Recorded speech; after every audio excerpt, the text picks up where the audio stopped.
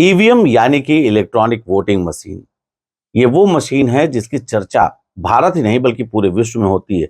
जहां पूरे विश्व में इलेक्ट्रॉनिक वोटिंग मशीन को कम समय में चुनाव कराने के लिए जाना जाता है, वहीं भारत में ईवीएम भी पक्ष और विपक्ष के बीच में एक चर्चा का विषय बनता है।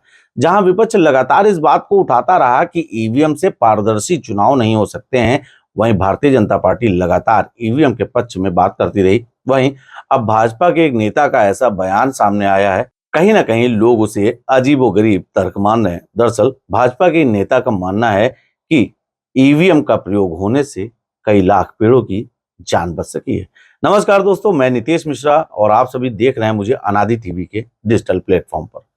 ईवीएम मशीन को लेकर विपक्ष यानी कि चाहे वो समाजवादी पार्टी हो या फिर कांग्रेस या कोई भी राजनीतिक दल हो, वो हमेशा भारतीय जनता पार्टी और चुनाव आयोग से इस बात को लेकर शिकायत करता रहा कि आने वाले चुनाव को या जो भी चुनाव हो उनको ईवीएम से न कराकर बैलेट पेपर से कराया जाए।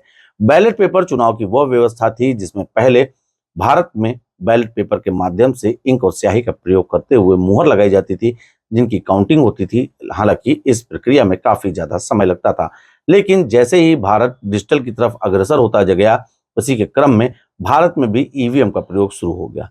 ईवीएम का प्रयोग शुरू होते ही विपक्ष ने यह आरोप लगाए कि भाजपा ईवीएम का दुरुपयोग करके लगातार सत्ता में रह रही है। हालांकि अब भाजपा के एक नेता ने एक बयान दिया है। भारतीय जनता पार्टी के नेता का बयान अब खूब ज्यादा गलियारे में। दरअसल पर्यावरण मंत्री भूपेंद्र यादव ने साफ तौर पर कहा है कि ईवीएम से चुनाव कराए जाने के कारण पेड़ों की रक्षा हो चुकी है, कई लाख पेड़ों की जिंदगी बच सकी है। दरअसल भूपेंद्र यादव ने यह दावा किया कि अगर बैलेट पेपर से इस तरीके से अब तक चुनाव कराए जा रहे होते तो उसके कागज को बनाने के लिए लगभग 2 लाख पेड़ों को काटने की आवश्यकता पड़ती।